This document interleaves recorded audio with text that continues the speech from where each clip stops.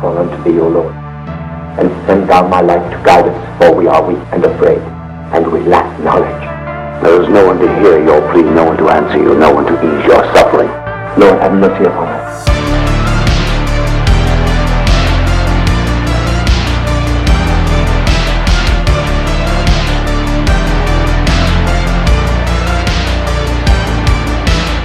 Hey, welcome to the NY Patriot Show.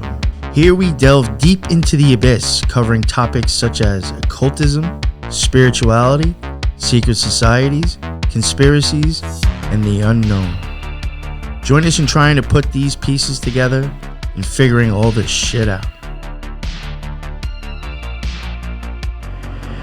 The NY Patriot Show.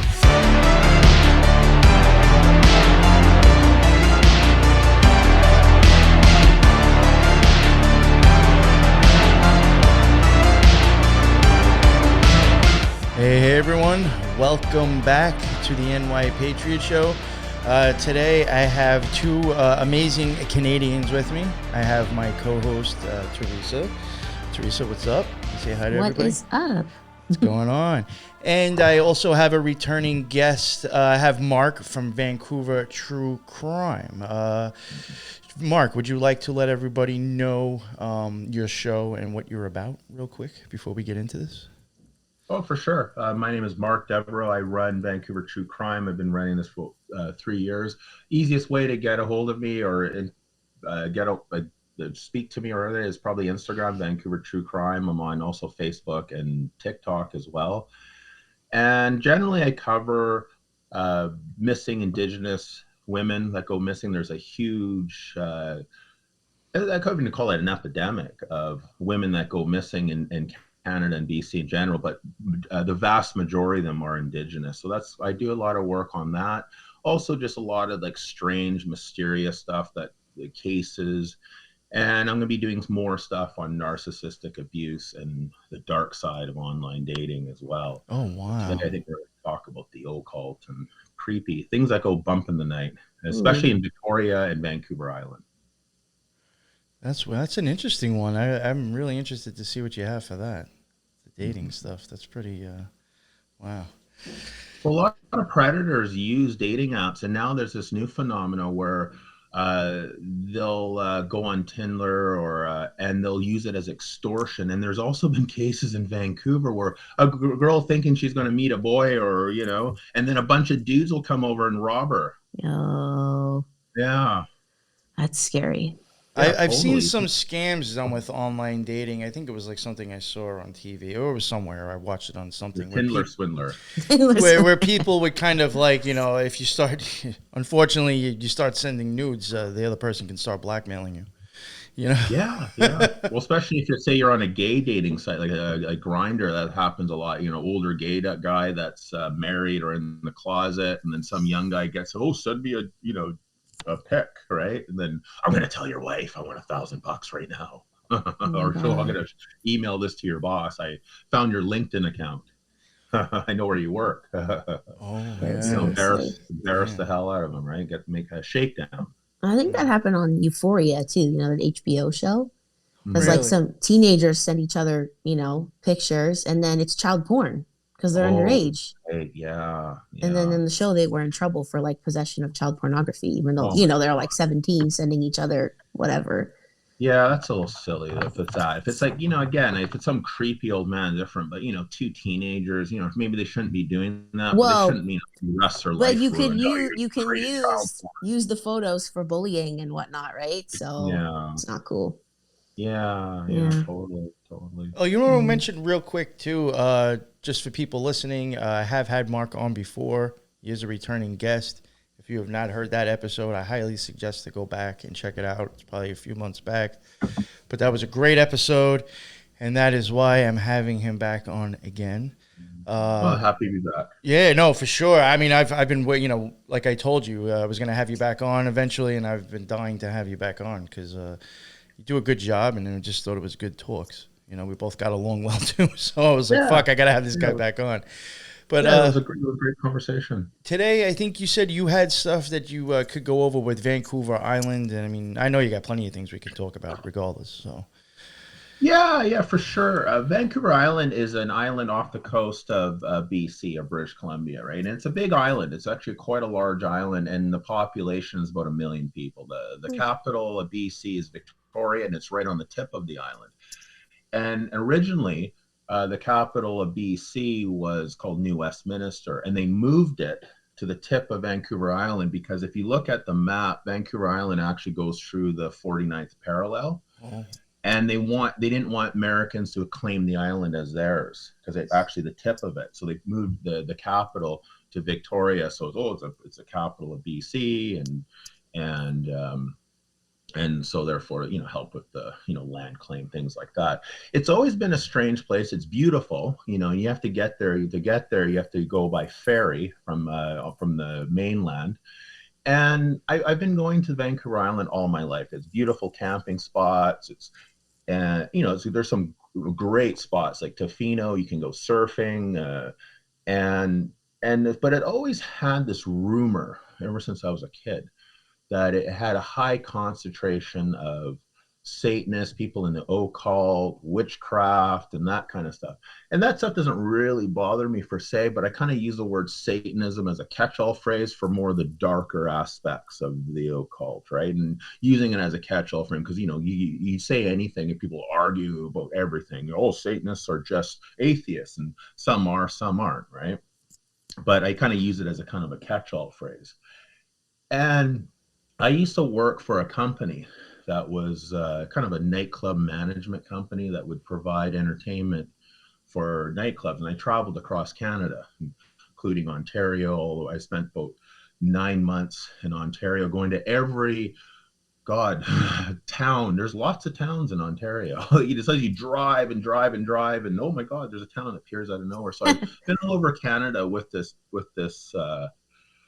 company. I manage everything from male strippers, the chocolate Chippendales, the Thunder from Down Under, cheesy boy bands, and magician bands, all that kind of stuff, right? So when I first started, I was sent to Vancouver Island a lot, and sometimes I'd be sent there every week. Oh, you got to go to Campbell River, or you got to go. These are places in Vancouver Island, Courtenay, Victoria, Nanaimo, and it's funny when you go to some places during the day and then you go at nighttime and all their night creatures come out, you get a real feel for a place. And the first time this happened, it was because it was really new. There's a town called Nanaimo. And if you go there during the day, it's beautiful, a beautiful marina, recreation, very picturesque. So I always had that impression of the town. And when I was a kid, we'd go, you take the ferry across to Nanaimo and you spend the day, at the beach or stay at a nice little place and maybe do some camping. And then when I went as an adult, and one of my first gigs was Nanaimo. And, we did our nightclub thing. And soon as it was over, or I don't want to mention their name, but they're famous bikers. Let's call them outlaw bikers. And they like the color red. Gotcha. Okay. And it was just like, holy cow, like the whole bar flooded. Like, it was like, whoa, like I never seen that side of it. And that's what I'm saying, right? I'm not criticizing them or anything like that. But I was just like, for a little cutesy little town in Nanaimo, I wasn't expecting that.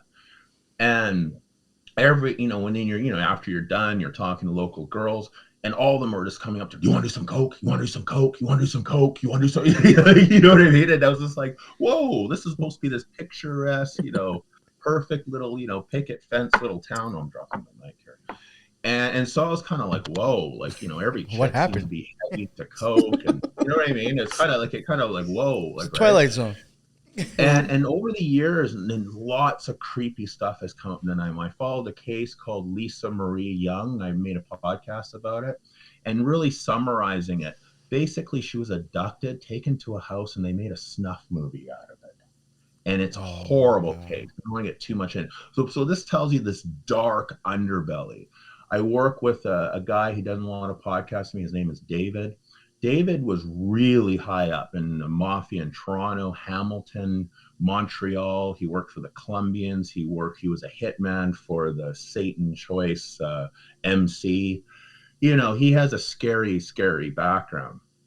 And he lives in Nanaimo, and he was one of the biggest heroin dealers. He's totally reformed now. He no longer lives a life of crime, but he was the largest heroin dealer in Nanaimo. And Nanaimo was the heroin capital of Canada. What? Yes. So that's what I'm saying. There's like this polar opposite, right? This polar opposite. You go to this cutesy little town, and then whoa, listen, all this dark, underworld stuff. And one of the things that's interesting about Victoria, and again, back to where it's physically located, in another case I worked on, the Lindsay Buziak, when I took in those ones down. I did a 5-part series. I won't really get into why I taken them down, but it's a very, very, very dark case. And one of the things that came out when I spoke with the father of the victim, he did a lot of research, right? She was basically lured to a $1 million property. She was a real estate agent. She was 22, and she was brutally murdered. It was a total setup, and it was a complete cover up. Like this case was been on Dr. Phil. It's been on Dateline.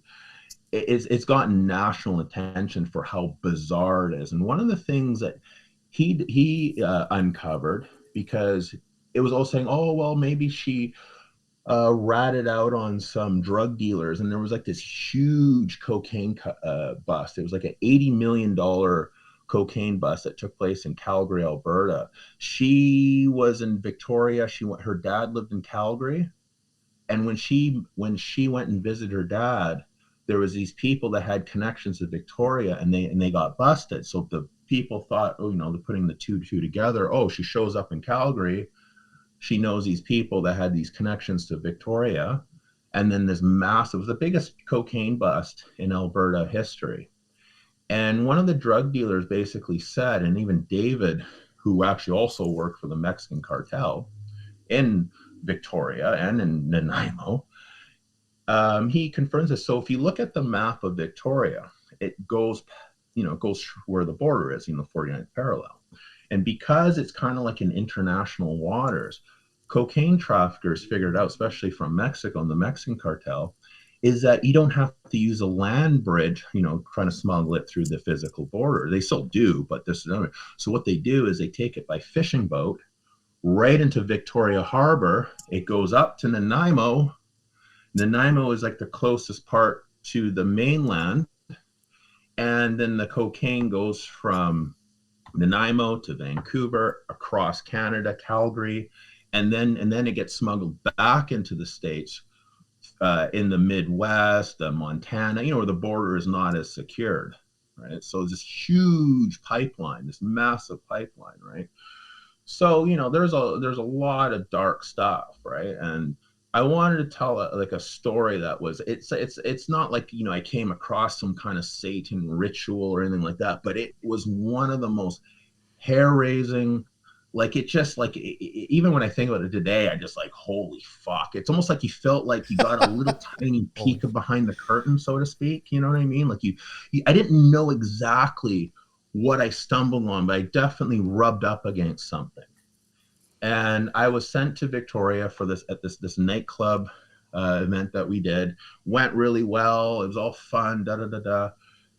And after we're done, the owner says, "Okay, you guys could go hang out in the VIP room." They gave us a nice cool VIP room, gave us a shitload of drink tickets, and I was having a good time. And there was like this very attractive, but she was a little bit young. She was probably like 19, maybe 20, 21, 22. Drinking age in Canada is 19. And, she was very like bubbly, and she was like all over me and just wouldn't leave my side and stuff. And I'm just chatting away and stuff like that. And we're in this VIP area.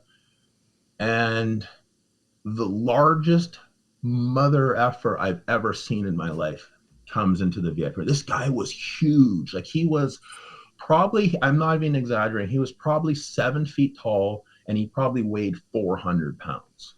Like when you walked in, you're just like, holy shit. shit, right? I see this guy come in, he's just like, and he's wearing a really nice suit. So think of like the tailor for a suit like that, fit him really nice. That's an expensive suit, you know what I mean? For a guy that big. And he was like, usually when you see guys that big, they usually have like the big brow, and this guy was actually pretty handsome, a nice haircut.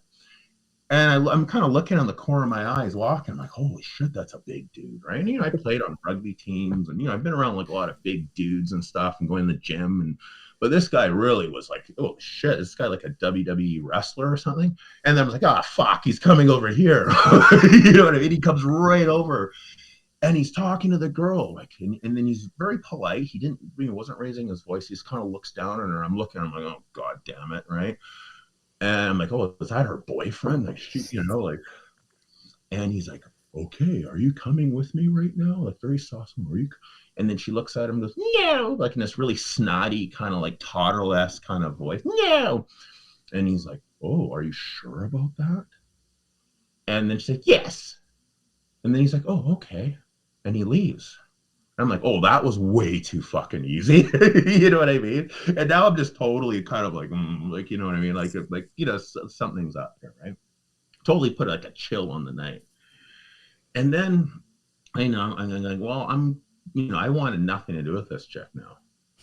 And, the vibe, I just totally put like a frost all over the night, right? Now, went from having a great time to like, oh God, like, I don't know, what the fuck, right?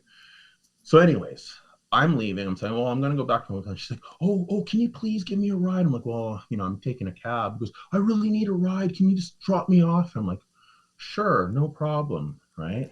Thinking I'm just going to drop her off and that'll be the end of her. And we get in a cab and we start driving. And like Victoria is kind of like an older city, a lot of like kind of like parliament buildings, dark brick building when you're in the downtown area, like kind of almost castle-like, and it's very dark and stuff. And we start driving. She's saying, oh, she's kind of giving the cab driver instructions. And we're going to this really exclusive neighborhood, like really nice mansions, beautiful houses. We're talking probably in today's market, we're talking like $10 million homes, really beautiful homes, big gate driveways and stuff. And it's just kind of like, if after that dude, I kind of like, oh God, where the hell are we going? And we drive up to this house, and this big curved driveway, kind of stone house, like huge 4-door garage, massive house. And I'm thinking, oh God, I'm just going to drop her off and be rid of her. Thank God. So we pull up and she looks at me, she goes, can you please wait for 15 minutes, please? Like, just begging me, please. And the house is dark. There's no lights on or anything like that.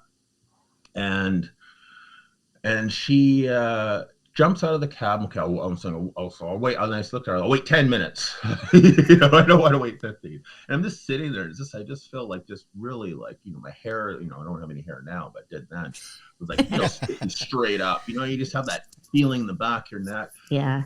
He goes right in the house, doesn't knock on the door, nothing. Doors open and disappears in this dark house. And I'm just like, oh God. And it's like, right? 5 minutes goes by and it's like an hour, that tour, it feels like an hour. Yeah. And just when I said, okay, fuck it, let's get the fuck out of here, right? Boom, boom, boom, boom. She knocks on the window. Oh God. Please let me go in the car. So I'm thinking, oh, is she in danger? She gets in. I go, can I drop you off somewhere? Can I just hang out with you at your hotel room just for a while? Oh, really? And then I think, well, maybe she's in danger or something like that. I don't know. And then I'm like, reluctantly, I'm like, fine, right? And usually, an attractive woman that wants to go to your hotel room is usually, not a terrible thing, right? But now it's just like, oh God, right? You're right? thinking like, So is this I was thinking that too. house? I was like, Yeah. it's funny how a good situation actually sucks right now. Oh, totally, right? So we get to the hotel room, and I just turn on the TV, and I'm just kind of like, okay, well, do you have any plans for that? Oh, I'm just going to hang out here for a bit. Hope you don't mind. And then, of course, she goes in her purse and pulls out a baggie of Coke. And I was like, oh, God damn it, right? And there's like a little round kind of like coffee table. I'm watching TV on the bed, just waiting for that knock on the door, and probably that massive dude now is probably going to be kicking in my door, right? So I'm just sitting on the bed watching TV, trying to ignore her, like, and And she's just doing line after line after line after line. And I'm just like, oh, well, you're certainly doing a lot of coke, right? And she's basically ignoring me, not even talking to me anymore. And I'm just thinking, okay, any minute, every little tap I hear, I'm like, oh God, is that massive dude at the door. And then about an hour of this, she goes, all right, thanks for letting me hang out. I'm off. Bye, nice meeting you. And I was just like, oh, fucking thank God, right? And that was pretty much the end of the story, but it's just like, again, it was just so weird, and I'm thinking, was she some kind of escort? And that guy was like her, driver or something like that. But the thing is that BC is also, like, it's our capital of British Columbia, and that's where all the government stuff is and stuff like that. And that neighborhood, that kind of like, exclusive, it's just, it made me think, like, what the hell did I, poke at there, right? You know what I mean? And I've had other people who've gone to Victoria have had really strange, situations like that too, and it's like, I don't know what I bumped against, but something about that was just so weird. I never forgotten that, It was really weird. Yeah, it's a weird situation to find yourself in. Oh, totally. And the other thing too was, so in my research there, they said that Victoria, BC is the third highest concentration of people that claim to be Satanists in the world. Apparently, London, England is number one, then Geneva, Switzerland's number two, and then Victoria, BC. Someone said this has to do with the parallels and the longitude, latitude. I've never really established that. But over the years, I've talked to a lot of people that are, into weird stuff there, and they said, oh, absolutely. And when I talked to David, who's the mafia guy, and I asked him about that, and he says, yeah, there's a lot of different factions, and they don't really get along with each other, and there's all these kind of like splinter groups of splinter groups of splinter groups, and yeah, it's a weird stuff there. And then the drug sales, and then lots of people go missing, men, women. There's a reporter who did a series. She did the same case that I did, the Lisa Marie Young, and she did a really amazing job of that case. But she did in one called her podcast is called Island Crime. She's like an ex-journalist for like a 30-year for the CBC. And she's doing a series of all the men that go missing, like lots of men that go missing. And David thinks that they're going missing for organ harvesting, for the, what I mean, like especially younger guys, what I mean, they're in the prime of their health. Mm-hmm. But I could do probably a massive, oh my God, probably like a 20-part series of just the women that go missing under strange circumstances. Like, I think I had a list at one point of about 150 women under strange circumstances that have gone missing. And there was a serial killer too, because a lot of these women, when they were found strangled to death. And so, yeah, and there's a famous case called Michael Dunny. He was a young boy that went missing, made it on America's Most Wanted. He was like 9 years old. It was in the 94. It was a huge case. Actually, no, I think it was like 90. I think it was in the earlier 90s. I think I was still in high school when he went missing. But strange case. This parents, they're playing baseball, and the kid says, "Oh, can I play at the park?" And he went missing there and just disappeared off the face of the earth. Right? There's so many of these cases like that. And you think about it too, right? You get them on a boat and they're gone, right? Like they could be anywhere after that. Yeah, well, that's the thing about it being an island, right? Yes. It's easier to escape, I suppose, in that way. Oh, totally. Yeah. And then I sent you that picture of Jerry. Jerry was a friend of my brother's who had this metal band called Blasphemy. And there's a cemetery, it's called Ross Bay Cemetery, and all the Satanists go there and they do rituals and light tombstones on fire and, praise the Dark Lord and stuff. And that was his album cover, the one I sent you there, right? So yeah, there's a lot of strange stuff on the island, right? Absolutely. Okay. Which sorry, I had my mic muted. Which cemetery was that again? It was the Victoria, BC Ross Bay Cemetery. Yeah, it's an old cemetery. It's outside of Victoria, and a lot of people who live around there says, "Oh yeah, weird stuff goes on there all the time." And Yeah, they do like I don't know. They do like they use that I guess because all the tombstones are old and they're like some of them are like 100 years old and stuff. So it has that really classic, almost Disney like cemetery if that makes Mm. sense. You know. Is it considered Yeah, a but historic cemetery? Do you know offhand? yeah, it's old. It's like I think it goes back to the 1800s. You know. Yeah, a lot of those tend to have much more impressive architecture and weirder shit there.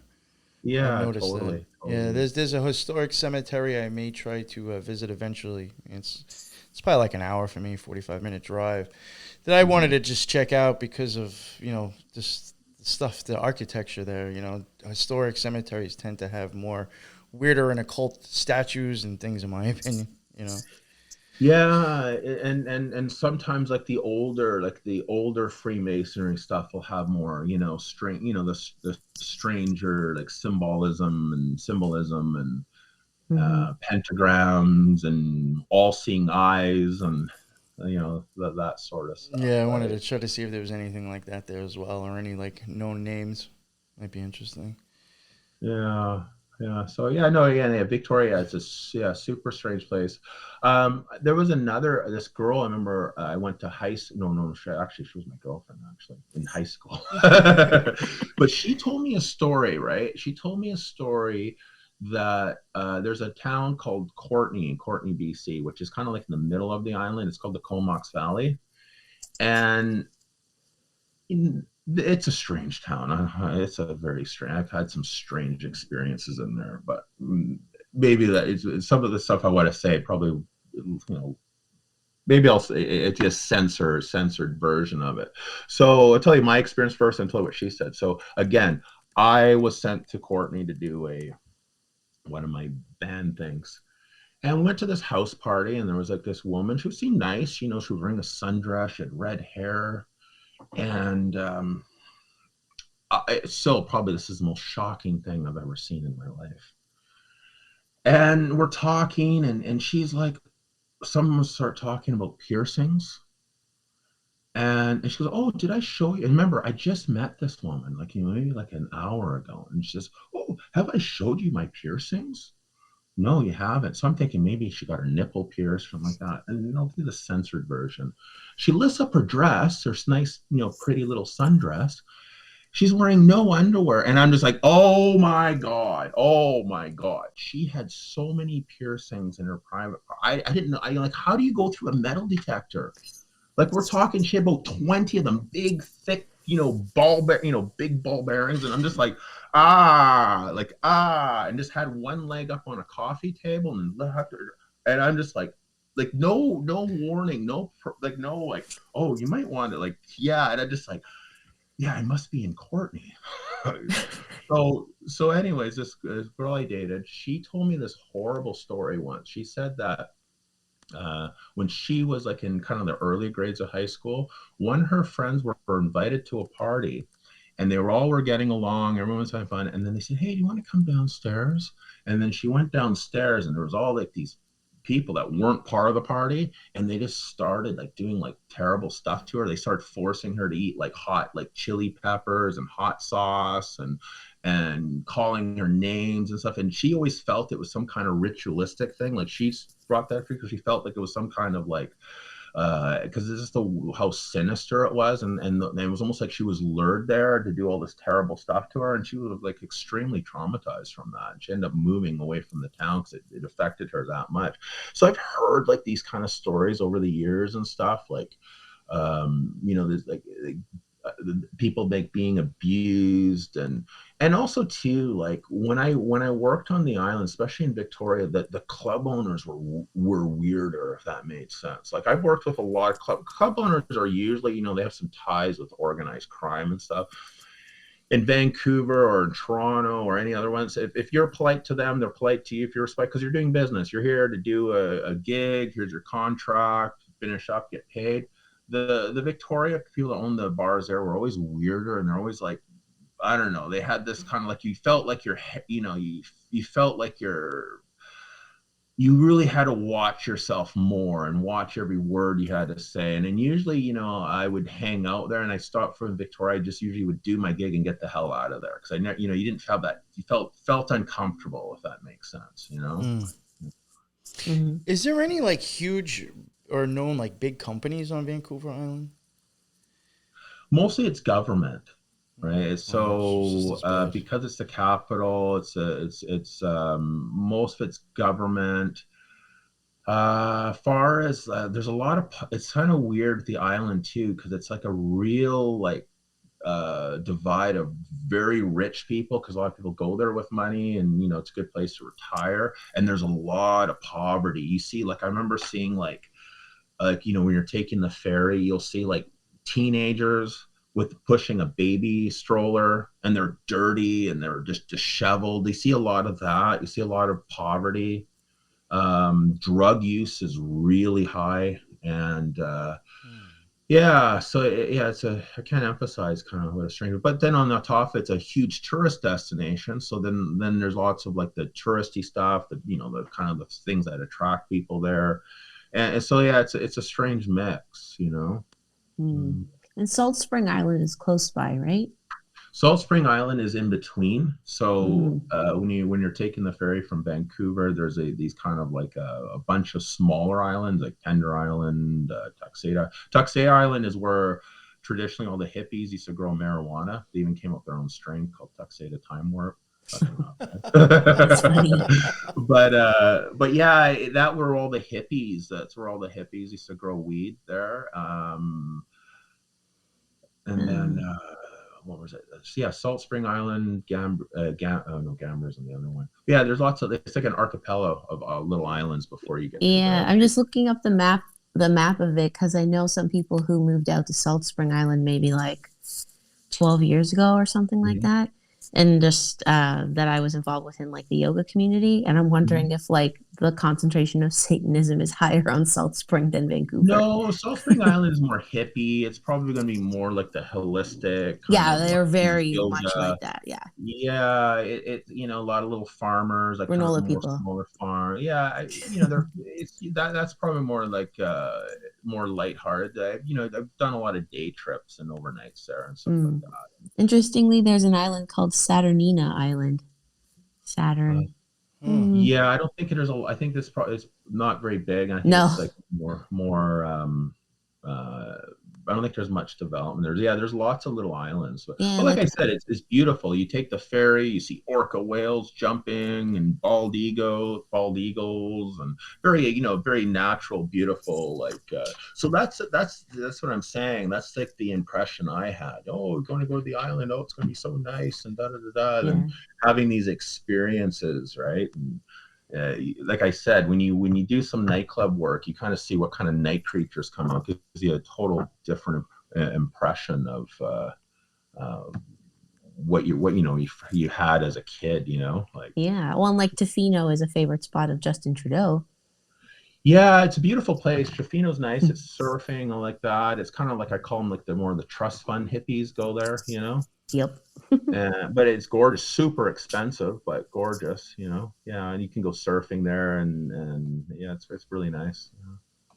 Do you know that was making me think of while you're talking about like this weird stuff with the island, and they had brought it up last night. I think Lux and the guest we had on somehow we got onto the topic, and there is an island in New York. It's right off of basically you take like I think it's neither Long Island City or Astoria. There's a bridge that takes you to this like little island that's kind of like off of Queens, and it's called Roosevelt Island. Okay. And supposedly, I think it was supposed to be like kind of like almost like a massive Indian burial ground. And I could be wrong. I'm just going by what they were saying last night because I didn't know any of this. They say it was kind of almost like a huge Indian burial ground, and I think the Rockefellers ended up like purchasing it and then just like turning it into be used for, I guess, there's companies and businesses there. And I have been there a bunch of times for work. And I will say, and I didn't say it last night, I don't know why, I guess I was worried about hurting someone's feelings, but I mean, it is what it is. In my opinion, that island and the people there, it's just a very weird fucking place. Like, it's just like, as soon as you cross over, I don't know. It always seemed very weird whenever I got there. I was just like, even the people were just like off. A little bit off. Yeah. I was like, this is a very weird fucking place. And it just makes you wonder, is it even something to do with, like, not to sound weird, the ground, the property, like you were mentioning, the parallel, like, I don't know, like, is some places just fucking weird because of the spot it's in? I don't know. Oh, actually, I remember such that same girl. Sorry, it popped in my head. We're saying the same thing on Courtney too. She said that she was once out in the backwoods because it's a very forest. It's heavy forest on Vancouver Island. One of the big things in the 90s, there was all these clear-cut protests, and they were really savage. I looked in a few. One of the families actually asked me to look in this one case of this guy that disappeared. He was like one of these protesters in these big logging companies, these old growth. We're talking these Douglas firs that are like, some of them are like 1,000 years old. Like, they're huge, and they're like, some of these trees are like 1,200 feet high. They're massive. You can almost drive a car through if you cut out a base of them, like, they're massive. So there was all these protests of when they're using these clear-cut type of logging companies, right? And so there's a couple things over here too. Like, if you look at, it's kind of the redwood forest, the Bohemian Grove. Some of these people are, they love these big forests, these groves, right, to do these rituals and stuff. And my ex-girlfriend Maria, she told me once they were hiking out in this forest area, and they found a little bit of clearing, and she said it was the most disgusting thing she's ever seen. Someone took a dog and crucified it, made a cross in this dog, and she was just like, she actually started crying, like, it was so upsetting to her. So yeah, that I was like, now looking at, did that happen? Someone said, if I didn't know where it was, I'm like, did that happen on Vancouver Island? But yeah, so you get all these collective stories over the years, these people having these bizarre experiences and stuff, right? But I know what you're saying, though. Like, now, like when I would go to Nanaimo, specifically Nanaimo, I get that hair on the back of my neck feeling. And Victoria, I do too. That's just like, has like this sinister, you can't quite put a finger on it. You can't quite explain it, but you don't feel ever comfortable there, right? And some people, you're full of shit. I feel great there, right? But when you start having these experiences over and you start collecting them in your head and stuff, right? And then some of the most brutal cases I've worked on were Vancouver Island. The Lindsay Buziak, the one I was telling you about, got murdered in the mansion. That's a really messy. She was like ambushed, like literally. So this is what they, they tell me that this doesn't sound suspicious. This young junior real estate agent, right, who's just up and coming. She gets this call, this accent. She can't quite place the accent. She doesn't know if it's like kind of like, maybe it sounds a little bit Hispanic, and they're just going to fly into town, and they have $1 million cash to buy a house, and they want her to sell it, right? So, and they picked the property that she wasn't even listed for, but they insisted, oh no, we want you to have it. And she was freaked out. She was telling people in the office, I don't know, something about this is creepy. And she gets taken to this, she goes to this house, and a man and a woman show up well-dressed. And that was it. She goes in the house with her, and then next thing you know, her boyfriend, who's waiting in the car, I won't get into that. That's quite controversial in itself. He starts knocking on the door, because she's not answering the phone, and then she's stabbed multiple times. And talking to a friend like David, who was a hitman, he says that most hit people, they want it done fast so they can get the hell out of there. Gun, boom, gone. A knifing is personal, and she was stabbed over 50 times in the chest area, like a brutal, like massacre, right? Oh, and the case just got it's just like it's just such a strange case, because even if that's two people, that's like 25 stabs apiece. I mean, yeah, that's a lot. One of the women was seen, and one of the women that was seen going in there, like eyewitness, she's wearing like a kind of a nice, expensive cocktail dress, right? My theory is that someone was already in the house. They took her up. Yeah, not to sound like, or to make light of the situation or make a joke out of it, but honestly, who's going to go in with that, stab the shit out of somebody, and then go take that to a dry cleaner's? Yeah, You know yeah, what I'm saying? exactly. Like, I mean, I highly doubt that was the situation. So what you're saying would make sense. As soon Yeah, as you said, like, nice cocktail dress, I was like, well, I'm assuming she had nothing to do with it because she'd have blood on her. yeah, she was, 20, we were in 50 there, right? stabbings, there's going to be blood everywhere. Oh Or yeah, you just trash it totally. after. Totally. So yeah, very dark case. And then, like I said, the one with the Lisa Marie one too. It's no, yeah. Lisa Marie was a young Indigenous girl, Canada Day. She's out, bar hopping. She ends up at a house. She was apparently eyewitnesses over the too saying like she was like begging people in the party, "Hey, I don't feel safe. I want to go home. I want to go home. I want to go home." And David went to the, this guy was like a hardcore criminal, and he broke the code of going to the police because he uh, someone in his car were talking about these tapes, and he was like, like his background is like, you don't kill women and children. Hmm. And so he went and tried to cooperate. He was willing to cooperate. He was willing to go on the stand. He was willing to, say, yeah, these are the people that had the tapes. These are the cops weren't even interested. And when he went in the station, so then again, he was like this big time criminal. When he went into the RCMP station, says, "Hey, I want to talk to you guys about a crime." They're like, "Oh, good, he's going to give us some big drug dealer or something." They thought he was going to turn evidence, right? He goes, "Actually, I want to talk about a murder." "Oh, is it some other fellow drug dealer?" "No, it's about the 22-year-old the Indigenous woman that could kill." And they were just like, "Oh, really? Oh." Ugh, wow. They were like, they hear you wanted to actually cooperate, and they weren't even interested. And what's even more like twisted about that case is that this is the Lisa Marie one. So she was last seen with this guy with a red Jaguar, right? So she went in this car with this red Jaguar guy. Well, the red Jaguar guy turned out that his grandma was a very powerful, influential person who was actually, her husband was the mayor of this town called Parksville, which is a very touristy, a lot of people go there to retire. A lot of old folks go there to retire. It's beautiful. It's on the ocean. It's very picturesque. And her husband was the mayor of it, and she had the power to squash an RCMP case. She started threatening that anyone accuses my grandson of this murder, I'm going to sue them. And she put a real chill on it. And what's even more disturbing is that the mother of this woman that got murdered, she gets taken to the RCMP precinct. On a whiteboard, it says rape, murder, accident. That's what it says on the whiteboard.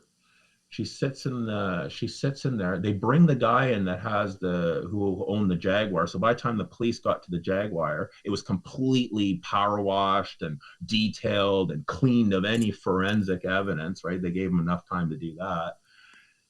And the cop says, "Well, why don't you give him a hug?" To the mother, to the guy that most likely was the last person to see her daughter alive. "Hey, why don't you give him a hug?" Thought that would What? just kind of make him, open up more and stuff. And he's just like, you know what he said? "I don't want to disrespect your family, but I can't say anything." Because he was probably scared that if he said anything, there was even scarier people Yeah. Wow. involved, right? And I've gotten some other stuff. I can't really prove if it's true or not. Someone contacted and saying something to the sort that they went to someone's house and her body was there or something, but I can't prove that either way. But he did show a picture of a ring that went missing, and that ring was later taken to a pawn shop, and says, "Did she have a ring that looked like this?" Right. So again, these cases on the island, it's like there's some very dark and sinister cases that don't go anywhere in the court system. Families have to make so much noise, like the Lindsay Buziak one. The dad had to go on Dr. Phil. He had to go on Dateline. He had to tirelessly, raise an attention for it. And one of the things that I see a lot in these Canadian murder cases, it's like they're the experts at slow walking case. "Oh, under investigation." Years later, "Oh, it's still under investigation." Is it a cold case yet? Because if it's a cold case, in Canada, it depends on the jurisdiction, then the RCMP or whatever the city police are supposed to turn over the files to the family. But so they won't put it into a cold case status, so they don't have to release their finding and says, "Oh, under investigation, can't comment." you know? Yeah, I had somebody in the chat actually say, aren't the RCMP meant to be corrupt? What's that? aren't the RCMP meant to be corrupt? Like assuming, like I guess, like they aren't. Like Well, it's a different type of police force, right? And again, I don't, I don't really want to be like bashing cops yeah, and stuff yeah. like that, because there's a lot of cops bastard. I think that's kind of dumb. There's good cops, there's bad cops. There's good doctors, there's bad doctors. Good lawyers, bad and it seems like, and see, in Canada, the RCMP are kind of like a federal police force, so they're, and so a lot of smaller towns and community will hire them as their city police. And so I think what the issue is that these cops are not from the community, if that makes sense. They're from somewhere else. Like if you're a Vancouver cop, most likely you're going to be from Vancouver, right? If you're a New York cop, you're going to be from New York. You're not going to be from Chicago or somewhere like that. Where in RCMP, they can be from anywhere, right? So they're from across the country. They don't really know they're not as attached as someone that's from the city, right? Mm-hmm. And I'm not saying that's the complete case. So they come across to sometimes to the local community, especially as outsiders, trying to police them. I think sometimes that is one of the issues that causes a lot of the friction. And sometimes they don't want to be there. If you join the RCMP, you want to probably be in a bigger city. You don't want to be in some outpost in up northern BC where it's like 30 below zero, and wintertime it's dark for almost 24 hours, right? It's, you're waiting to be transferred out of there. So you know what I mean? It's a different kind of relationship, if that makes sense. I wonder too, with like all the missing women, especially Indigenous women, and then the police kind of like turning a blind eye to those cases. Do you think there's a link there with trafficking? In some cases, absolutely. And I think about this, right? In these like criminal organizations, it's about making money, right? If you can make money off selling dope, you'll do that. If you can make money trafficking's growing because it's for lack of a better, it's an easy startup way to start up, right? If I want to be a big cocaine dealer, I have to come up a lot of money to buy product. In this case, and in these cases, you just need to bamboozle some girl and start working for her, right? There's a case in Victoria, it's back in Victoria, and this is outrageous. And there's a thin connection. When I talked to Jeff is the dad of Lindsay Buziak, the one about the mansion, the real estate woman that was murdered. So there was a woman who was red-handed caught in Saskatchewan, which is like a few provinces away from BC, but she's from Victoria. And she has 2 teenage sons, and they were driving 2 cars and they were speeding, and the police pulled them over for speeding. And they noticed that there were these young girls in the back seat that didn't really want to look at the cops. They're kind of like that. They didn't have ID. They were underage. And they found out that this woman and her teenage son was trafficking them. And this woman is known for trafficking women, being part of the prostitution, underage girls, right? Can't emphasize that. So the other issue in DC, which I find sinister in itself, I don't understand why something like that doesn't get severely punished. So she's caught, they arrest her, they put her back, they bring her back to Victoria. Do you know how much money in bail that she got? You'd think something pretty serious, right? No, like $1,000. $1,000. $1,000. Caught trafficking underage kids. So see, the thing is, what does that tell a prospect person where to go if you want to traffic women? If you get caught, what would be the consequences, right?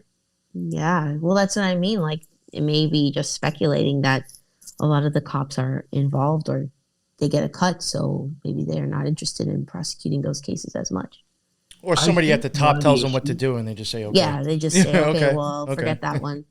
Yeah, and some of the cases, like where, again, with the Lindsay Buziak one in Victoria, there seems that it reaches a certain level and then it just gets the kibosh put on it. Yeah. You know what I mean? Like and there's so many cases across the world, mostly North America, where I see that. I studied a lot of the cases in the UK, the pedophilia cases, the Prince Andrew, that what's that horrible guy, that the DJ, that disgusting Jimmy Savile. Jimmy Savile, yes. And same thing again, they go to a certain level, and guess who he's friends with, right? He's friends with the royalty And all the judges, and yeah. So there's like this circle of like this sinister circle. One of the reasons too in BC, where I think this is another issue too, is that it is very strange. So in New York, cops have the ability to press charges, right? The ability to arrest, right? Most places in the world, cops, and probably Ontario too, OPP, they can press charges directly. They see you breaking the law, put you in handcuffs, put charges forward, you go to court, you have your day in court. BC is the only place I've ever heard of this. Cops can arrest you, but they don't have the power to press charges. It's a Crown prosecutor here that formally presses charges. And what happens in a lot of these cases, and I've never heard of any jurisdiction that does this, the charges just get stayed, a stay of proceedings. And what that means is that, okay, you probably did murder that person, you probably did shoot that person in the head, but we're just going to stay the proceedings. I don't really have to explain why. And what that means is that it's like the case just gets thrown out. And so there's two criterias for pressing charges in BC. Is it in the public best interest? And is there a high likelihood of it being a successful conviction? So many of these cases, stay of proceedings, stay of proceedings, stay of proceedings. And I think what that happens to good cops, it burns them out.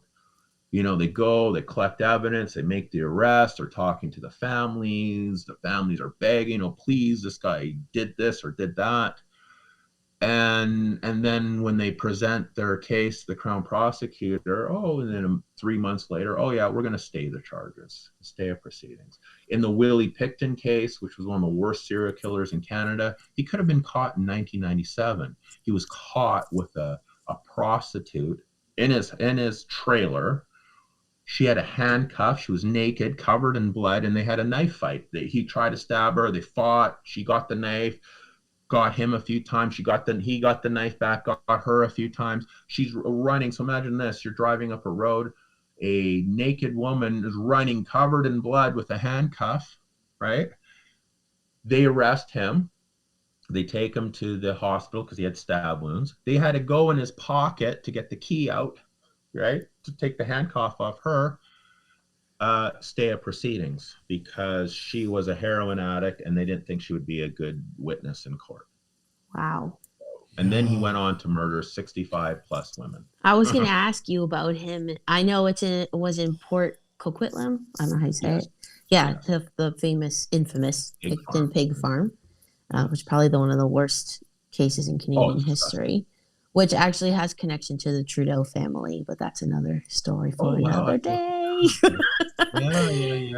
Yeah, I don't remember all the details about it, but apparently something with like people that he knew was friends with the Trudeaus, and I get the impression that we're talking about like satanic connections and this and that. Yes. I get the impression from what I've learned about the Pickton Pig Farm is that it was kind of sort of like an Epstein Island situation for the elites, let's say. Well, I think a couple things that were going on there. This is like, I did a deep dive research. I researched that case for almost for like a year straight, really going through like documents. So my impression of it was this.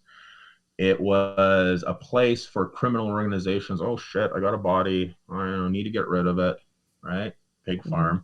He would also take the body parts and bring it to a rendering plant as well. He would mix it in with pig guts and all that kind of stuff too. He also took the meat of the women and also mixed it with pork product, and that has never really been understood. And to me, there's a satanic element to that. So think about this, right? Packaged meat, ground pork with mixed in with women that went missing, given away or sold, or did some people know, where some people know, oh yeah, I want some of that special meat, right? You know what I mean? There's pretty dark stuff, right? So there's that. And then I found this buried like in an archive. It was like a Vancouver Sun article, and it was like in an archive. And they were talking about in this article, talking about blood sports. And it was where men were paying these people running the farm, and they can have a woman to beat the crap out of and do a bunch of sick stuff, and then they would clean it up after, if that makes sense. So I think there was a few overlapping things, and in my opinion too, there has to be some kind of like, I don't know, some dark Satanism aspect to it as well, just because it just kind of checks off all the boxes, right? Cannibalism, ritualistic stuff, this the most horrible nightmare environment. Like the Pickton pig farm was a place of horror. Like it was a old disheveled farm. And this is the other thing too. People said it was a pig farm. It was a pig farm, but it was an auto body chop ring. They had a excavating company, and they would actually they'd dig holes and bury like the cars and stuff like that down in there. Wow. So I was going to ask, was there a compactor or anything there? Oh. It just seems that seems very convenient to have both of those on the same property. Yeah, I know the other messed up thing was it was never a licensed slaughter thing. So this meat was being sold off the books underground. And what's even more grosser was Pickton was known for being a real cheapo, and he would buy like the animals that wouldn't sell well at the auction, like the sick animals, the ones that were covered in sores. So yeah, everything about it was gross and disgusting. And then what's even more disturbing is that it was allowed to go on for 20 plus years. Right. 20 years this went on, right? And what's even more disturbing, that Lisa Marie case that I was talking about, who was made into a snuff movie, and there was a lot of speculation that they were making snuff movies at the Pickton farm. Mm-hmm. Lots of, urban legends. I've had so many people. I followed the case through the media since it happened in about 2001, 2002, but it was 2002 is when it broke, when he got arrested, and finally in 2002. I would hear at the time I lived downtown Vancouver, I'd hear, oh, there's this after hour place called Piggy's Palace, right? He had an after hour bar there too. What? Called Piggy Palace. And apparently everybody hung out there. Cops, the mayor of Coquitlam, but a lot of people would go there for parties. It was called the Good Time Society. So there was a lot of, going back to what you're saying about the Trudeau connection, there was a lot of influential people that actually went there to party. And guess what you got with the price of admission? Special meat? Nice dinner. Yes, you got a nice pig, because he'd roast pigs. It's like the common pizza of Canada. Yeah, and so people would go there for their tasty pork, pig roast, and have some beers and have a fun time. And all these prostitutes or sex workers from the downtown east side that were drug addicted would be lured there, and everyone eyewitness, oh yeah, there was tons of hookers there. There was also people saying that one guy was saying, who was a witness at one of the parties, and he said, yeah, he goes, some of the buildings, like you'd go by there and you just get like your hair would stand on the back. And he just said between the lines, something was going on then there. Like, you know what I mean? You just had that vibe, right? So there's a connection. The people that were accused of making the snuff movie and the Lisa Marie one back in Nanaimo, right, who was proven to made a snuff movie, right? They were friends with the Picktons. Yes. Yeah, there was a connection there with the Picktons. The people that were responsible for making the movie of the Lisa Marie Young were also friends with it. So, here you go, right? And then what's common with these cases is it's like almost like a black hole of cover up. Like they do this thing in Canada, publication bans. There was a lot of criticism. A 10-year publication ban on the Pickton thing, where reporters weren't allowed to report on it. They weren't allowed to see the evidence. So that's a real chilling effect. And I swear that we never got the full story. And I've done a lot of research on it. We've never gotten the full story. And the brother's out free, never been charged, never been questioned by the police, never. And they said that the brother was the master. And they said that Pickton, though, it had like he wasn't like a retard. Well, I'm not allowed to say that anymore. He wasn't, mentally challenged or whatever, but he wasn't the sharpest tool in the shed either. Yeah. Right? He wasn't running stuff. I think he was more like the cleanup guy. I do believe he killed women too, but I think he was more the cleanup guy, if that made sense. They said that the brother was they said he was the master. They use the word master. So think about this. You are part of a group or whatever you want to call it, that 65 women have gone missing. They find bodies, all over, scattered. I think when the police finally went there, they had over 200,000 pieces of forensic evidence, right, to go through. It was one of the most expensive cases in Canadian history. Just the excavation of the farm cost hundreds of millions of dollars. I think the excavation where they had to bring an architecture team with those big like conveyor belts and doing the grid pattern. And they said that just that alone was $70 million. Just this going through, looking through, never mind the trial and all the other stuff, right? Wow. So here's a guy that's in the mix of it, never even got a formal questioning from the police, never had handcuffs slapped on him, and he's still out there making money free as a bird. Well, it sounds like, he was the scapegoat, maybe. Yes. Right? Yeah. Like what's her name right now? Giselle, what's her face? Ghislaine Ghislaine Maxwell. Maxwell, yes. The scapegoat for whoever else. Who knows? It's weird. It was just weird with this whole pig farm thing and like the food and you were talking about. I was like, yo, this really reminds me of like a mix of like taking Leatherface from the Texas Chainsaw Massacre and mixing it with the pig farm from Red Dragon. Yeah. Silence of the Lambs. And the weird thing, too, I was trying to look to see if I could find out as you were talking where this Red Dragon pig farm was at. I couldn't figure that out, like where they maybe tried to film it, but there is actually a pig farm in Washington called Red Dragon. Wow. It's like, oh, okay. You know, I don't know if there was ever any, like, I went down the Pizzagate rabbit hole. Like, I was just fascinated. It was just such a crazy story. You got the WikiLeaks, and there was a pig. One of them apparently owned a pig farm too. Who did? What was his name? He was like the political guy. Oh, what was it? Oh, what's his name? And he was like the political advisor guy. I just can't remember. Not Alephantis. Oh no, I don't even say that name. I know who you're talking. I'm trying to think of his name. Was he also associated with Hillary Clinton? Yes, yeah. Tall, skinny guy. He's got like weird pictures in his house. Kind of wiry, darker, kind of olive complexion. Why can't I think of his name? Skinny, very Podesta? skinny. No. Not Podesta. Oh yeah, Podesta. Yeah. I heard, and then he has again, a pig I can't farm? prove it.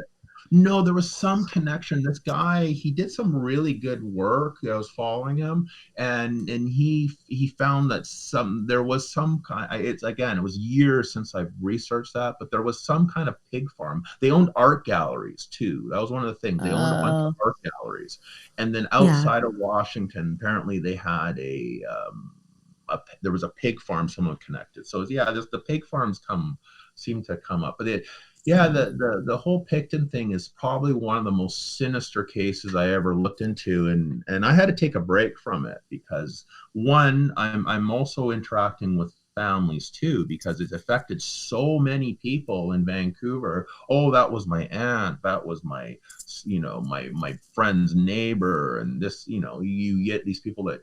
And the cops just really dropped the ball on that, really dropped the ball. So you wonder, like, okay, like you were saying, are they told, okay, don't touch this guy, there was a lot of reasons to arrest him because, okay, oh yeah, this is the other one.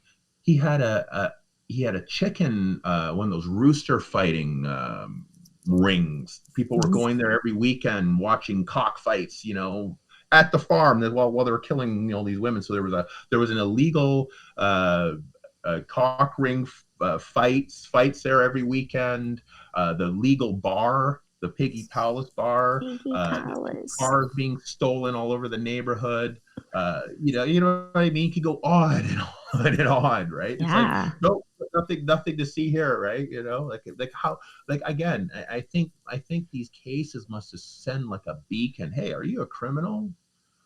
You want to launder money? You Right. don't want cops bothering you? Here, come to BC. We're open for business. Yeah, that's weird and wild. And why is the Red Dragon farm in DC or like Washington State? Oh no, well it said WA. So it's the state of Oh, okay. Washington. And I was just I was looking just right curious. now. I don't even want to say the guy's fucking name too much because I was saying his name got us banned the first time on YouTube. But the guy from Comet Pizza Place, he said that on his Instagram account, which I think me and Lux may have covered this, and this is what actually got us banned. I'm almost pretty sure we did mention the pig farm. He had pictures, I think, that were pertaining to a pig farm on his Instagram account from Emmitsburg, Maryland, called Whitmore Wow. Farms. Wow. Yeah, yeah, You yeah. play connect the dots, right? A lot of people, people that don't, we're not, maybe they're not, they feel like they're too smart for this. The types, conspiracy theories, I believe. But when you start playing connect the dots, it gets weird quickly. Yeah, It really does. it's A even lot of saying these what's really this is even something that seems almost kind of coincidental with what we did. We covered Fellowship of Friends. That was a cult in California. Going by this site that I pulled up that had some stuff on this pig farm stuff. There was a guy called Kent Oscom, or supposedly was the head shepherd or pig herder at Whitmore Farms, and he also happened to be a pain medicine anesthesiologist. When we were covering the What Fellowship an of odd skill set. when we were covering I do anesthesiologists, and I also raise pigs. yeah. When we were covering the Wow. Fellowship of Friends, there was somebody's name who was attached to, I don't know, I can't remember if it was the actual cult or if it was the art company that was associated within the cult's ground, but there was a guy's name who was a doctor and lost his license for prescribing opiates without reasons why. Right. So it's like it seemed really weird to me how we were talking about that, and we got a pain medicine person, and then the Fellowship of Friends was associated a cult with That's a just like pain odd. medicine. Yeah. That's Really just so weird. odd. Yeah, again, like I said too. I remember. Okay, so this is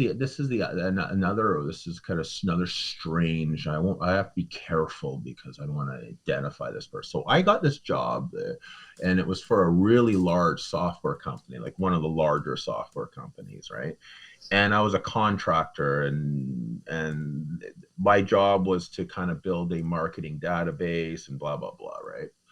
And so I had a guy who was my boss who I reported to, and he lived in Victoria. And he was the strangest mother effer I've ever met. Because usually in that kind of IT kind of world, everyone's kind of more buttoned down and stuff like that. And so I went for the interview, right? And the interview was in Vancouver. So I go in the interview, I'm wearing a suit and tie, and because it's a pretty, high caliber software company. And I get there on time, and the guy I'm supposed to meet is late, which is strange in that world. Being late for a meeting is kind of odd, right? Especially, company that this associate with. The guy shows up. He was not what I expected.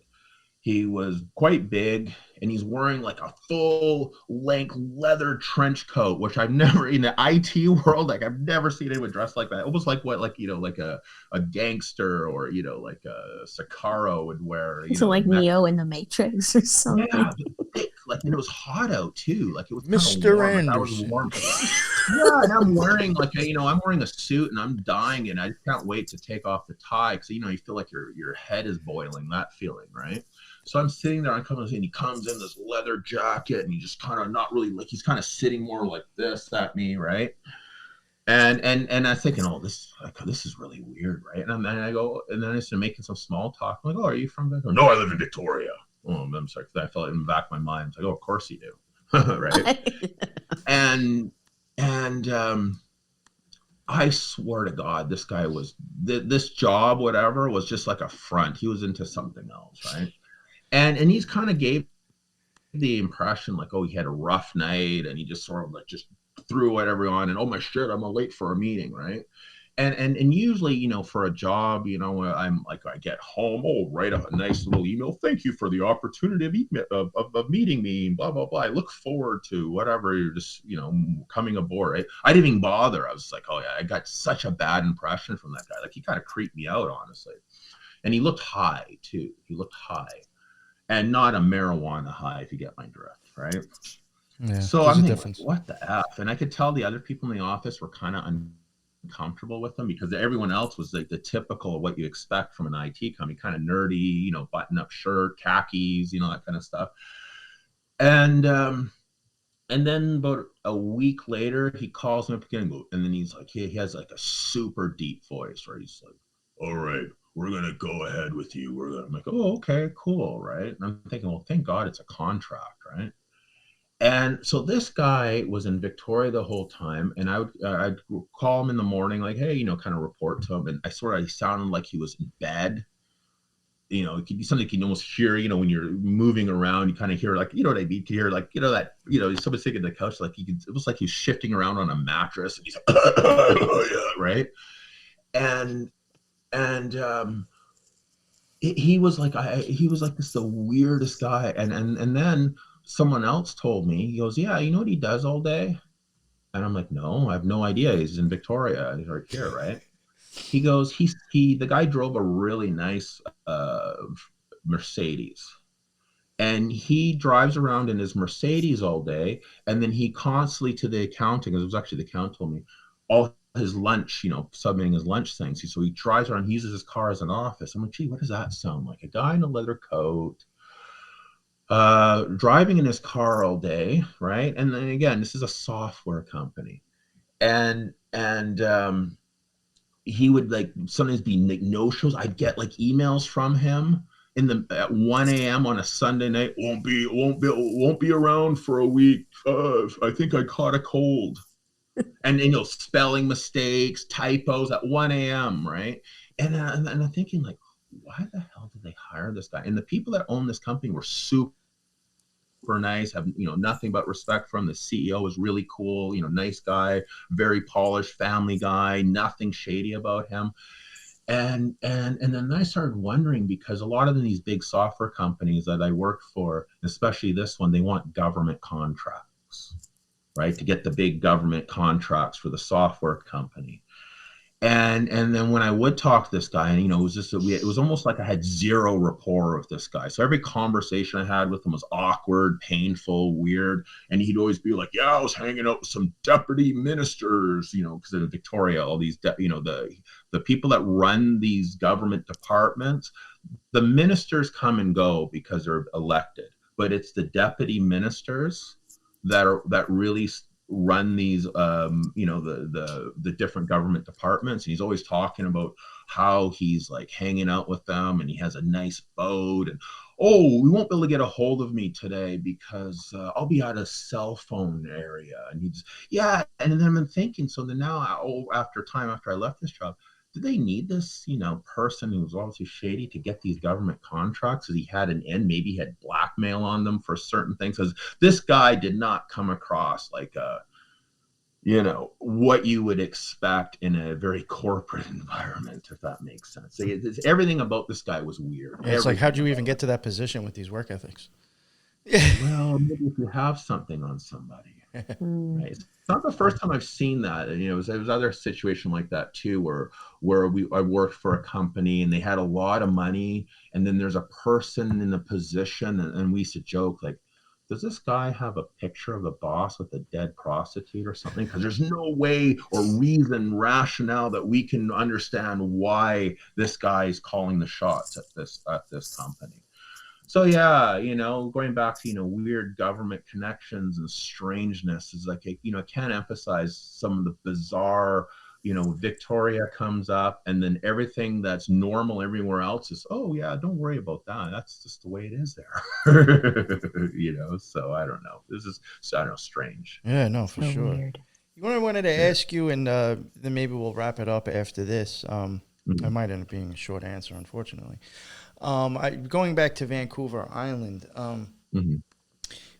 have you come across, and this is still something I want to have you on my show to like really cover, like well. Mhm. Have you come across indigenous people coming up missing there as well? Oh yeah, absolutely. Yeah, Lisa Marie Young was indigenous. That's the one in the Nanaimo that was made. A snuff movie was made from her. She's indigenous, but yeah, tons. Yeah, absolutely. It just seems like people on the island go missing, but majority, I'd say a mass. I'd say about a big representation of that statistic would be indigenous. Second would be females, and then lots of men go missing too under strange circumstances. Like I said, that woman did what's her name is Laura Palmer, CBC journalist.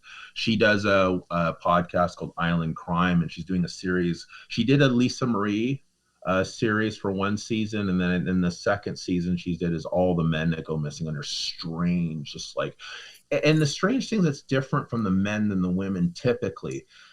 The women, unfortunately, are involved in the sex trade. Lisa Marie Young was not involved with the sex trade. She was a normal girl. She was going to school. She was not involved with the sex trade. Sometimes a lot of the women that go missing are.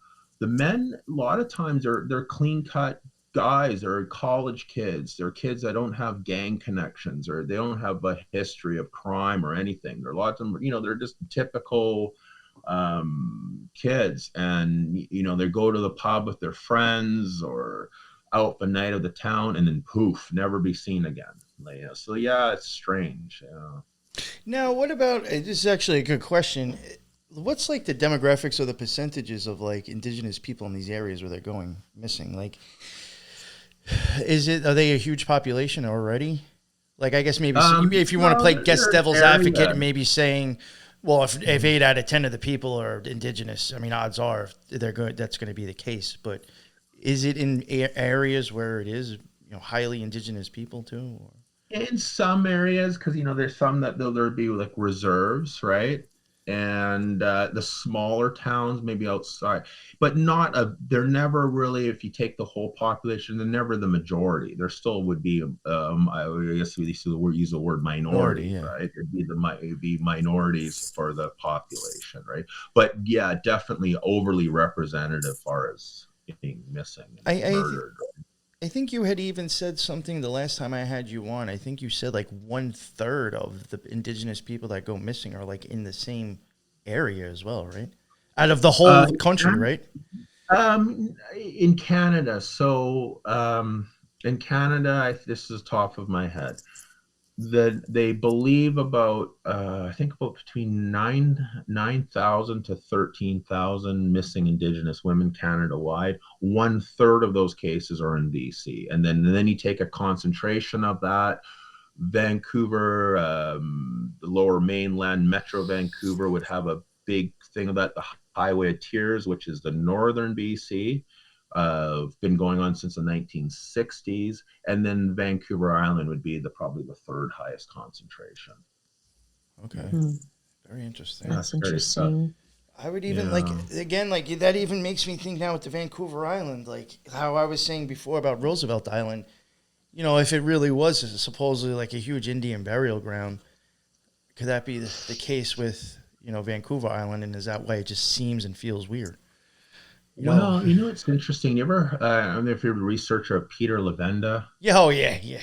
Yeah, he does a thing about Indian burial mounds or something like that. I'll have to check that out. I haven't listened in a long time, but he did this whole thing about there's like throughout the United States, there's like these burial grounds, these mounds where there were traditional indigenous where they bury their deads and stuff, and I think the premise of this thing is like kind of like the people that are into like occult, like the darker occultism, use these for kind of sinister purposes somehow or something like that, and then weird stuff goes on, right? Again, this getting to the strangeness, right?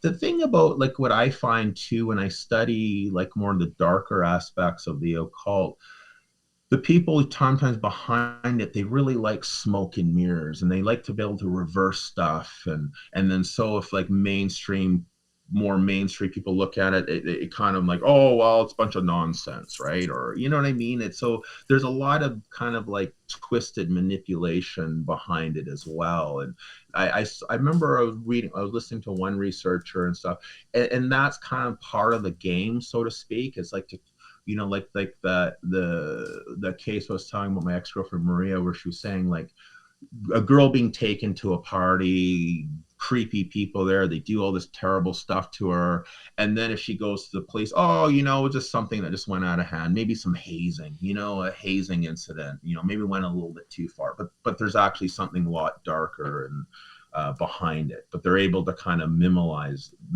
it at the same time. And you see this pattern quite a bit, you know, that type of thing. And when you research some of the more cases, you know, like the Epsteins, the Jimmy Savile, it's always blaming the victim first. Oh, they're poor girls. They're from a disadvantaged background. They're, you know, da da da da. They should have, you know, where were the parents? Where were the parents? You know.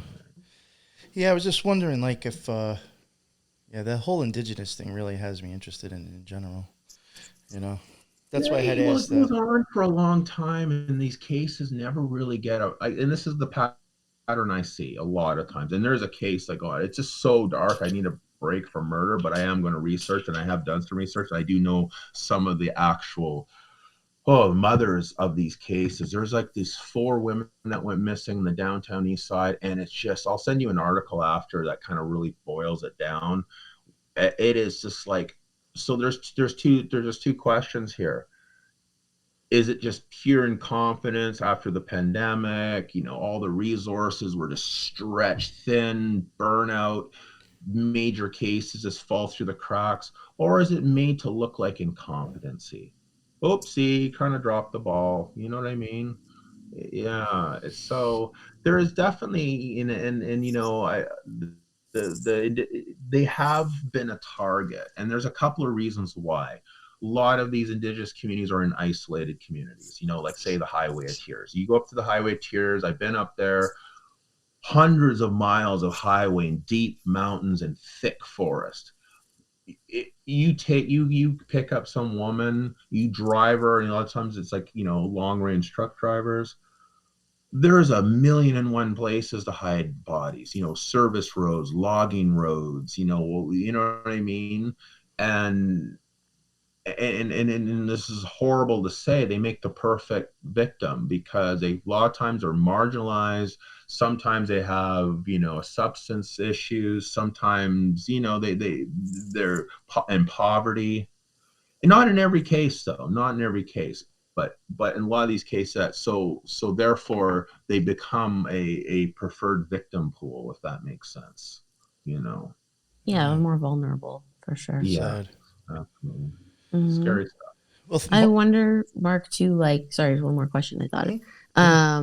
Like the dates that these people go missing, and depending on like if they're male or female, has anyone ever looked at like the satanic calendar for like these dates? Because certain holidays they prefer like certain type of victim, like male or female, depending on what it is. So. Well, there's a case that I'm working on. Sorry, it's just I spot my head too. So, a couple weird things. Yeah, I've never really looked at. I don't really know much about the you know, what are the holidays that people of this persuade or interest are important. I know, like what do they call Halloween? Samhain or whatever it is. Yeah. And then I think it's the winter, not the winter equinox, but maybe the summer. Yeah, the equinox the spring is supposed to be a big holiday, right? I haven't seen any research that. I think a lot of times it's just opportunity, if that makes sense. You know, I think a lot of these predators, they're just constant hunters, or constantly looking for that opportunity, especially if they're, I think what makes predators harder to catch, especially in isolated areas of BC where there's like the towns are very far from each other. Vancouver, the city itself, is very isolated. Vancouver, to give or take, population 3 million, right? The biggest city that's close to it would be Calgary or Seattle. Seattle would be a 3-hour drive So far. going across the line, right? You see what I mean? So a lot of the cities are in BC are very isolated.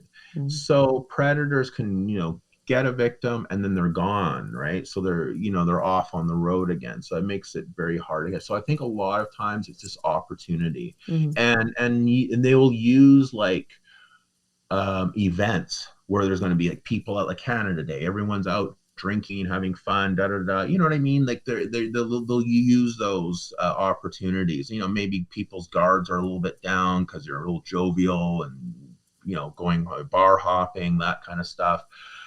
One case I wanted to talk about quickly, and it's about the Vanessa case. That was really strange but there's one aspect I want to talk about because it has a weird aspect, an occult aspect to it. So her mom, when she was going through her stuff, this is the woman in Toronto that I was originally going to come on here, but not really want, because her mom's not doing well.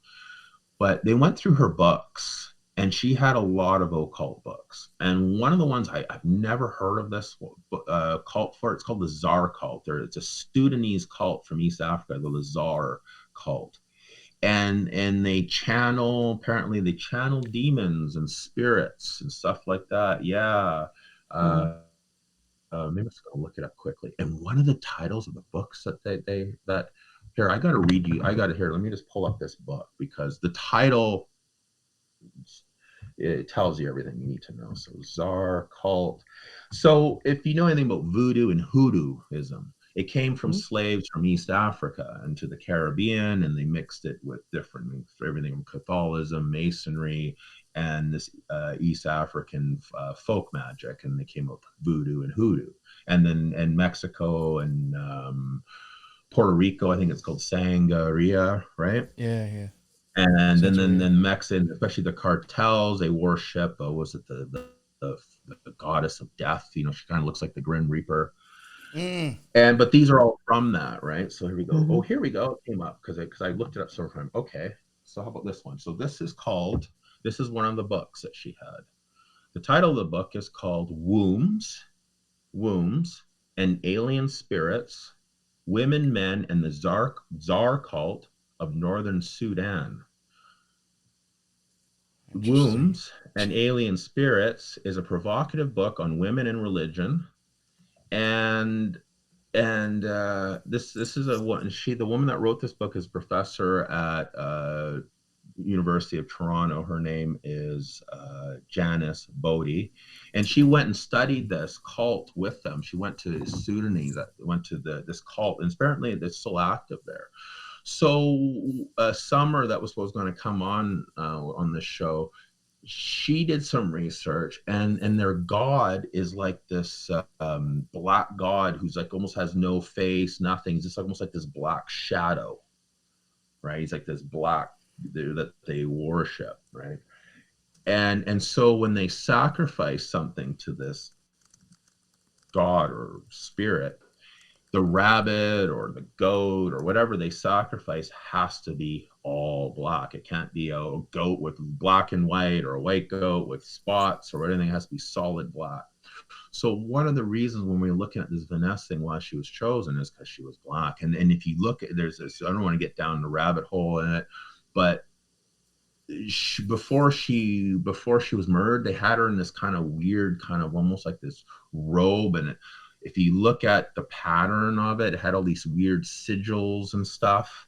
So it kind of gives like the impression that there might have been like some kind of sacrifice, even thrown off a building, maybe wrapped in a tarp. And I also thought too, if you're going to throw someone off a building, it's kind of dangerous. Like say I'm wrestling with you, Nick. We're wrestling on the 25th floor, and you grab me and push. We could both fall off, right? You know what I mean? I'm trying to push up, you get a hold of me, you know what I mean? And then we both go over.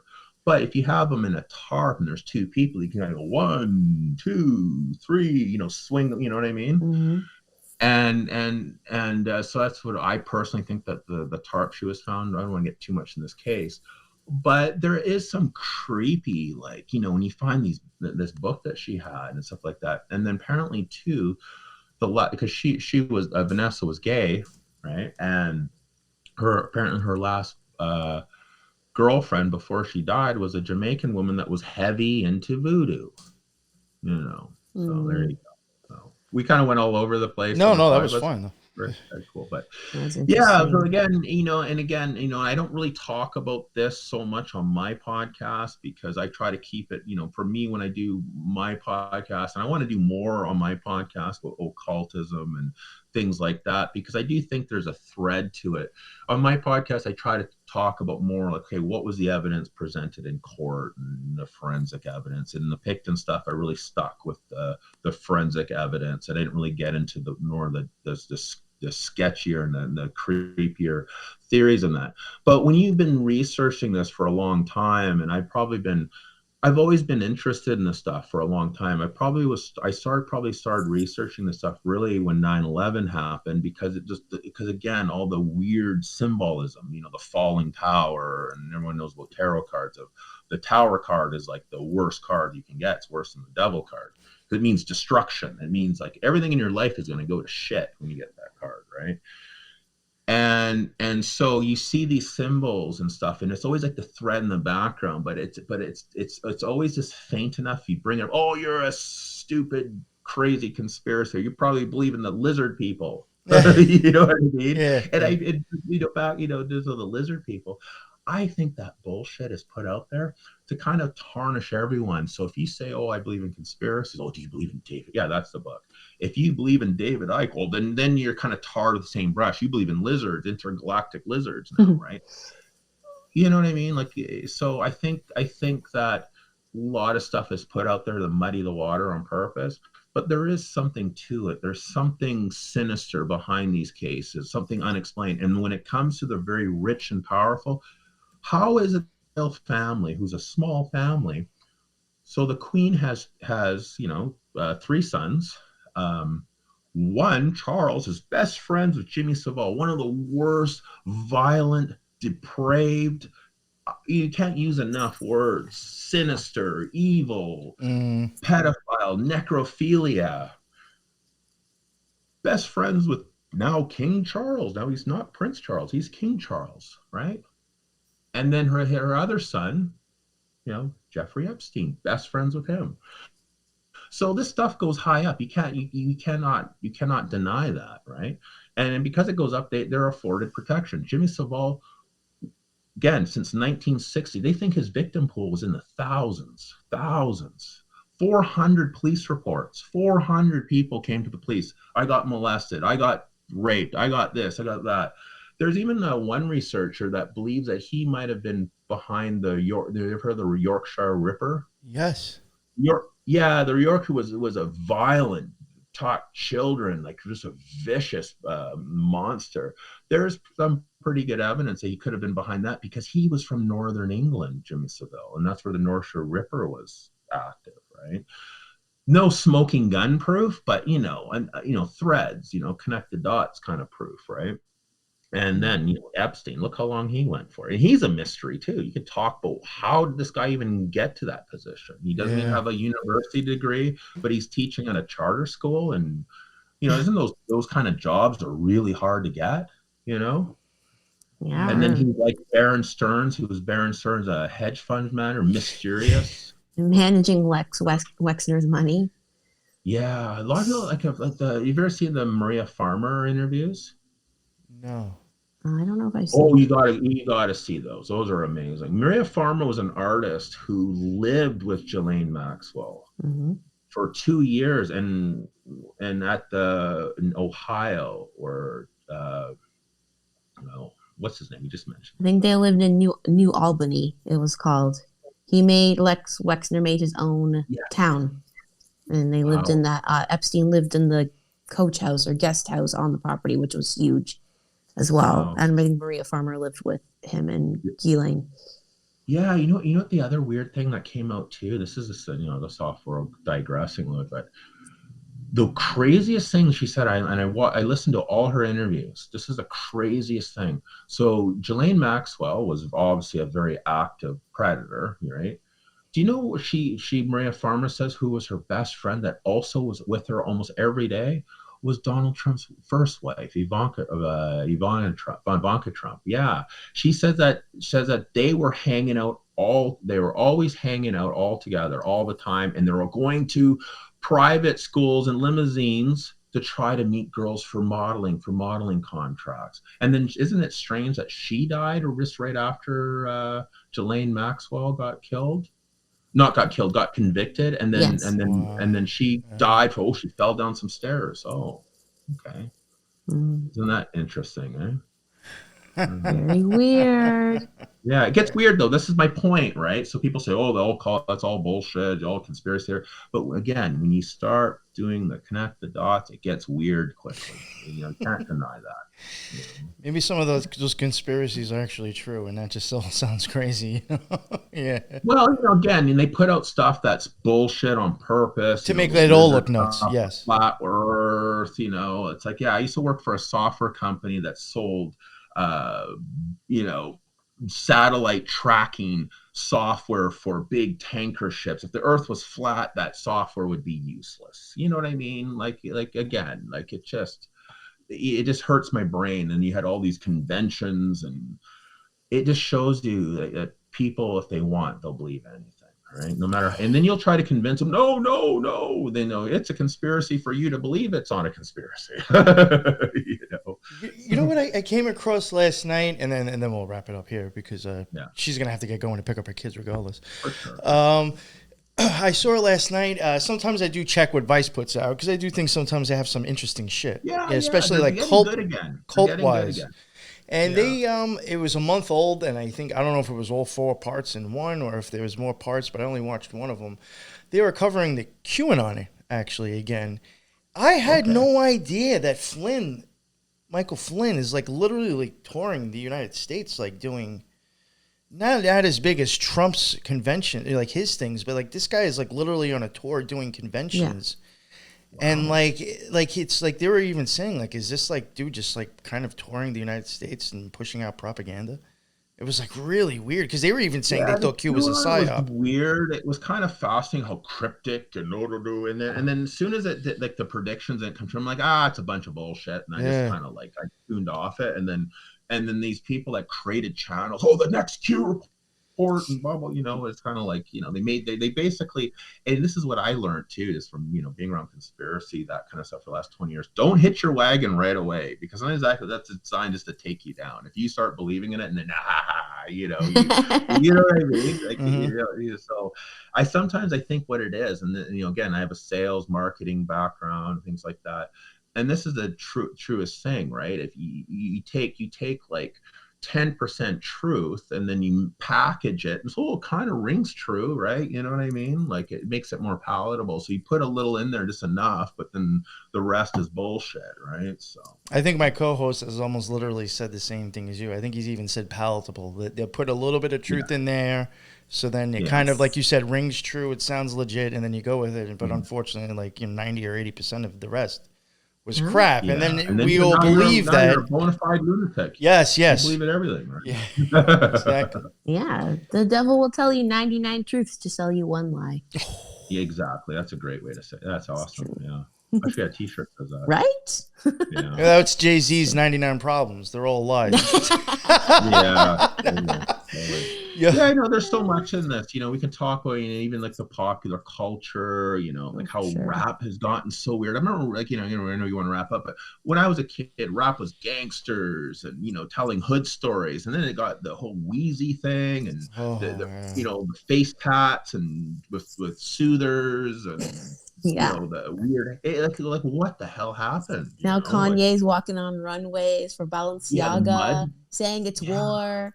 And God, I can't. You remember a full Zoolander moment. I was he's gonna kill the Prime Minister of Malaysia. It shakes your head. It's weird, right? You remember back in the day when you used to be able to put on hip hop? I wouldn't say rap really, but I guess it was rap, hip hop, and you'd hear a story and actually picture something in your mind. You're actually being told something. It's no more. It's poetry, just kind of It's just wild outfits and stupid shit. Yeah. It's definitely gotten weird, like you said, for sure.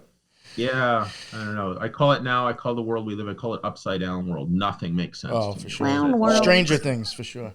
yeah. The upside It is down the world. upside down. Absolutely. Yeah, revert, invert. But isn't that what back to tie it up? The occultism, isn't that what it is? Everything's reversed, right? Everything's So Exactly. there you inverted. go. Reflection of Yeah. itself. Very well. Very well said. Yeah.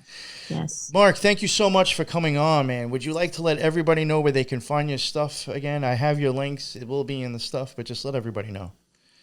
Oh, where they for can find sure.